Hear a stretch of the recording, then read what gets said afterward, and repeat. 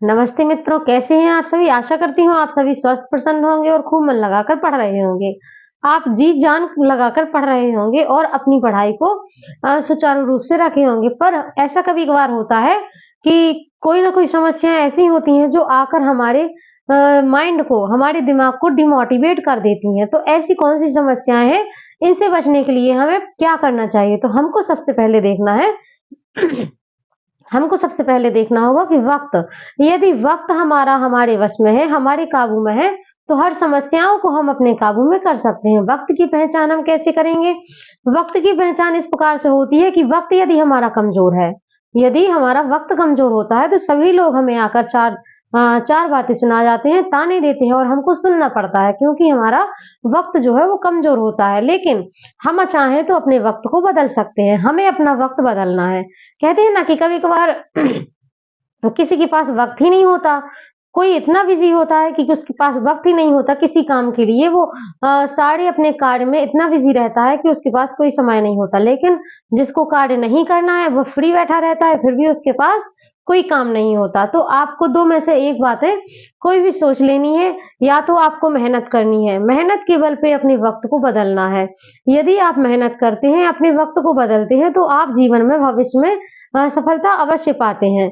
सफलता पाने का मूल मंत्र है अपने वक़्त को बदलना। आप अपने वक़्त को किस प्रकार से बदल सकते हैं? जैसे कि मेहनत के बल पर आप अपने वक़्त को बदल सकते हैं। सीधी-सी बात है, एक-एक मिनट का हिसाब रखिए। प्रकृति क्या करती है? प्रकृति एक-एक पल का हिसाब रखती है।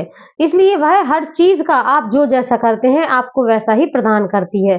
इसलिए जब प्रकृति हर चीज़ का हिसाब रखती है, तो हम क्यों नहीं? हमें भी अपने पढ़ाई से संबंधित, अपने कार्य से संबंधित हर चीज़ का हिसाब रखना चाहिए।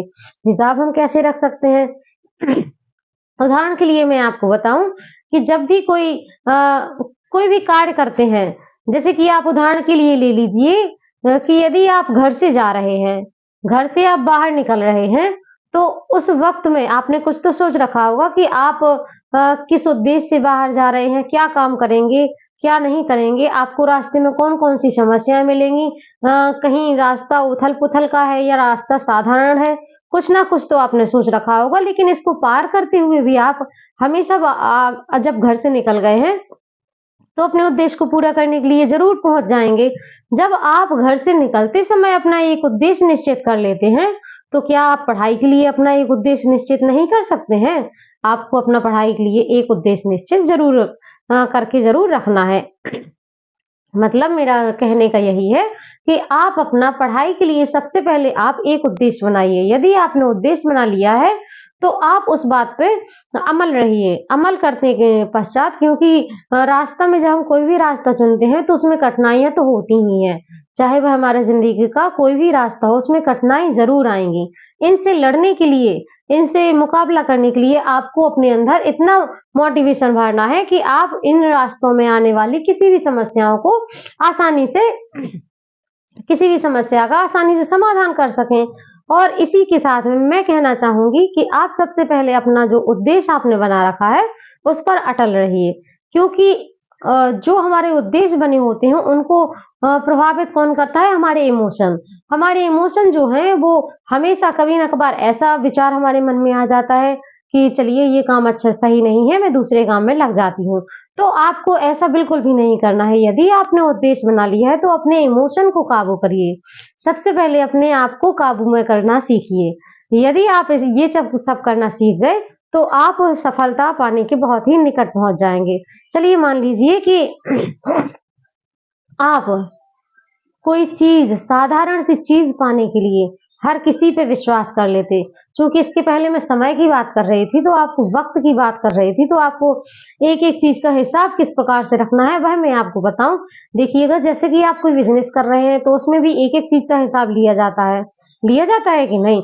आप यदि किसी दुकान पे जा रहे हैं, तो उस दुकान पे भी आप एक-एक कोई भी सामान लेंगे, तो उसका एक-एक पैसा आपको देना पड़ेगा। हिसाब वहाँ पर भी हुआ है। यदि आप कुछ भी कार्य कर रहे हैं, तो हर चीज़ का आपका हिसाब होता है।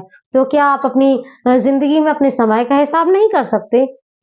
आप सारे कार्यों के लिए समय देते हैं, पर पढ़ने के लिए समय क्यों नहीं दे पाते? इसमें कहीं न कहीं आपकी ही गलती होती है। गलती हमारी ही क्यों होती है? क्योंकि हम सारे कार्यों को तो इम्पोर्टेंस देते हैं, पर हम अपनी पढ़ाई को इतनी मेहनत और इतनी लगन से जो हमने डिग्रियाँ प्राप्त की हैं, उनमें समय देने के लिए हम हिचकिचाते हैं। इसलिए आपको बिल्कुल भी ऐसा नहीं करना है। आपको एक समय निर्धारित कर लेना है कि मुझे पढ़ना है तो पढ़ना ही है। चाहे कुछ भी हो जाए, मुझे पढ़ाई के लिए समय देना है तो देना ही है।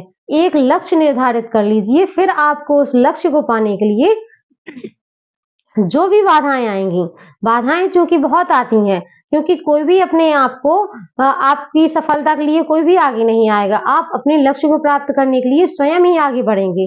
अर्थात आगे आपको ही बढ़ना होगा, मेहनत आपको ही करनी होगी, कोई और नहीं कर सकता। बाधाएँ बहुत लोग डाल सकते हैं, लेकिन आप सबको इन चीज़ों से घबराना नहीं है, इन चीज़ों से डटकर मुकाबला करना है।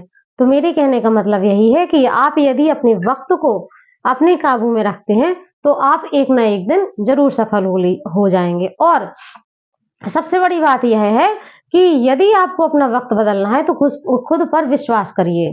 खुद पर विश्वास। विश्वास एक ऐसी चीज़ है, हाँ, आपको खुद पर विश्वास करना होगा, क्योंकि आप उदाहरण के लिए देख लीजिए, एग्ज़ाम्पल देखिए, आप जब भी खाना खाने के लिए बैठते हैं, तो जो आपको खाना बनाकर दे रहा है, आपको उस पर पूर्ण विश्वास है।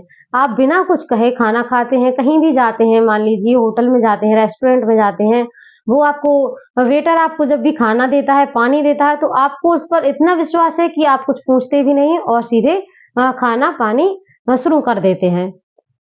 तो जब आप दूसरों पर इतना विश्वास करते हैं, तो आप अपने ऊपर विश्वास क्यों नहीं करते? आपको खुद पर भी विश्वास करना चाहिए कि जब आप इतनी मेहनत करेंगे, दिन-रात पढ़ाई के लिए एक कर देंगे, तो एक ना एक दिन जो आपने लक्ष्य प्राप्त करने के लिए उद्देश्य बनाया है, वो उस उद्देश्य में आप एक ना एक दिन ज़रूर पास हो जाएँगे।